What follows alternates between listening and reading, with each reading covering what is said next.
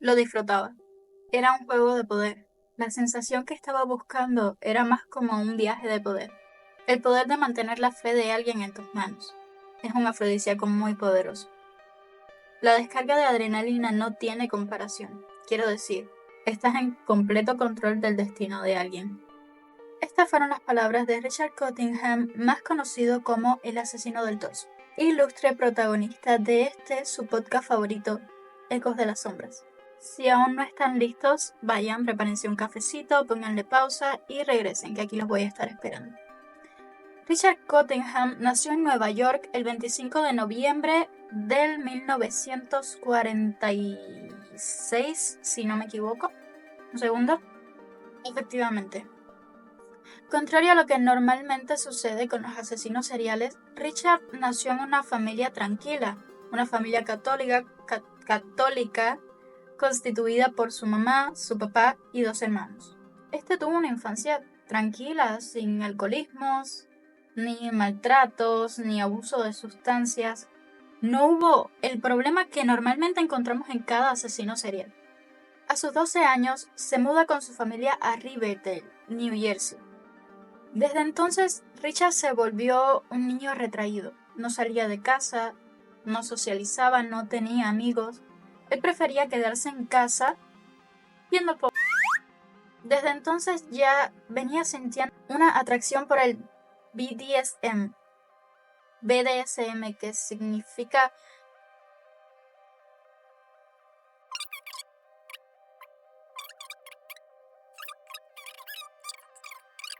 Supongo que sea parecido porque BDSM, Bondage, Domination, Submission y... ¿Se me perdió? Y masoquismo. Para este entonces ya él se sentía atraído por la parte sórdida e inhumana de sí mismo. Era un chico bastante normal, fue a la universidad, fue nadador en la universidad, terminó tranquilamente sus estudios, tuvo varios trabajos y se casó con una mujer llamada Janet. Pero para este entonces ya había cruzado la línea. Richard fue condenado por solamente 6 asesinatos que lograron ser probados. Sin embargo, él asegura haber perdido la cuenta después de su víctima número 80. Víctima número 1, y aquí vamos a leer porque la información es extensa. Nancy Shio Vogel, en 1967, con tan solo 21 años. O sea, Richard tenía 21 años. Nancy, por otro lado, tenía 29 años y 2 hijos. Aparentemente se conocían, pero nuestro queridísimo Richie dejó su cuerpo desnudo tirado dentro del automóvil de esta chica. Esta fue su primera víctima. Detalle importante, lo dejó atado y con claros indicios de estrangulación. Su víctima número 2 fue Jackie Hurt, una chica de 13 años que regresaba de ensayar con su banda. Fue emboscada por nuestro queridísimo Richie la noche del 17 de julio de 1968. Y la misma fue encontrada estrangulada con una correa de cuero. Su víctima número 3 se encontró el día 7 de abril de 1969. Atacó a Irene Blaze, de 18 años. La chica desapareció y fue encontrada en el río Blaze flotando boca abajo. En el río Saddle, ese río. Ahora les pongo aquí una imagen. En este caso, la víctima fue estrangulada con un alambre. Vamos subiendo de tono. Richard ataca de nuevo, esta sería la cuarta víctima, una nena de 15 años llamada Denise Palaska. Esta fue encontrada a un lado del camino en Saddle Brook, cerca de un cementerio. Esta fue estrangulada con una cadena de crucifijo que llevaba la misma niña. Y faltan 2 casos que aparentemente no encontré. En ninguno de los casos anteriores se pudo confirmar absolutamente nada. Richard tuvo muchos encuentros con la policía, aunque ninguno pasó a mayores en realidad, incluyendo una acusación de violación y sodomía. En los años anteriores era un crimen y se le llamaba sodomía al ser homosexual.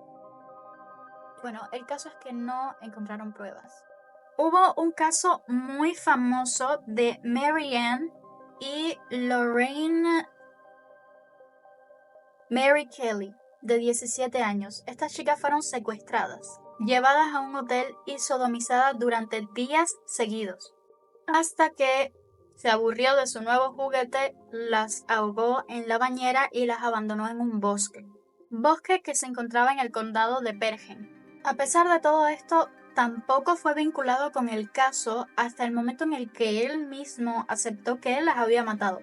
Luego de que este último caso se diera, nuestro protagonista Richie centró toda su atención en las damas de compañía, las señoras de la noche, las dueñas de los callejones, las prosti.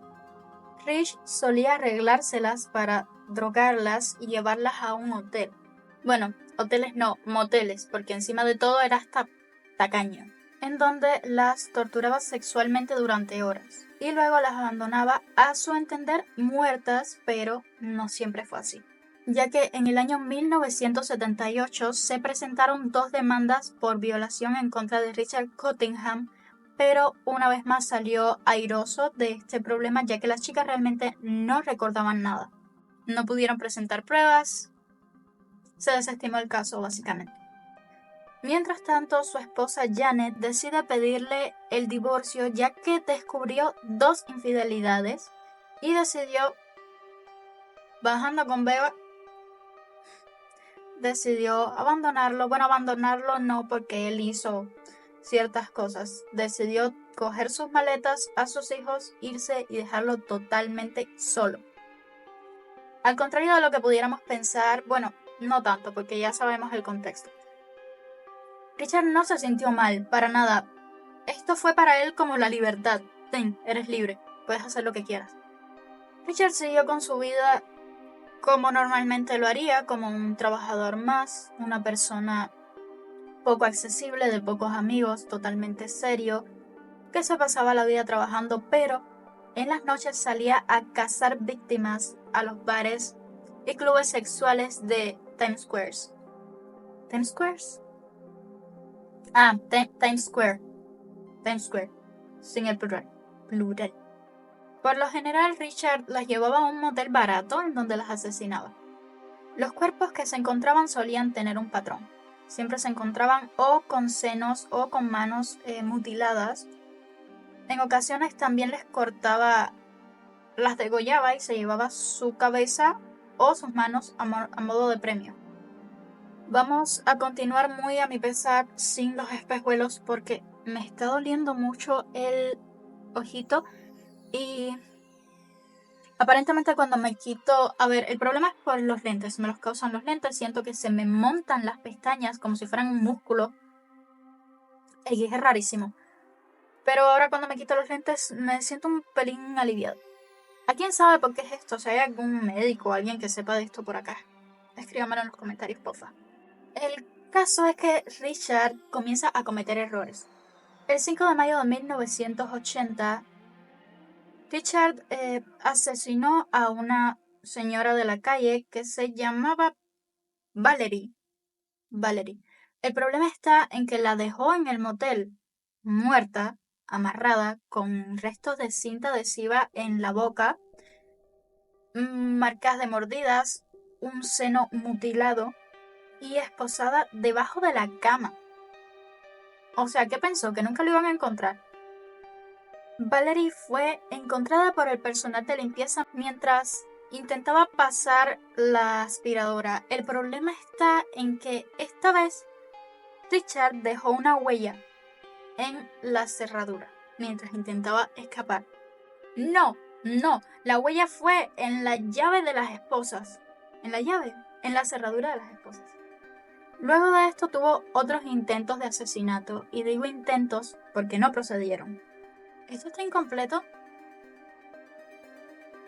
¿Yo por qué estoy grabando algo incompleto?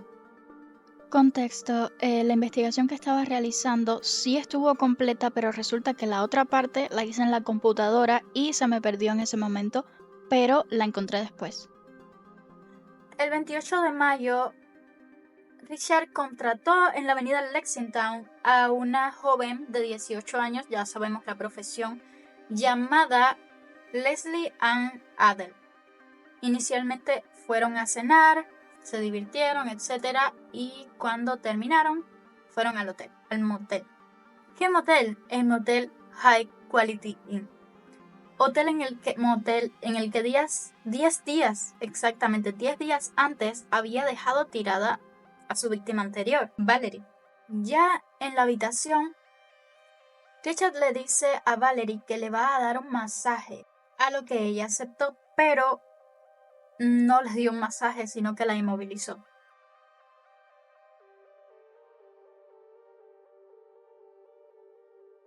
La inmovilizó poniéndole un par de esposas y además un cuchillo en la garganta.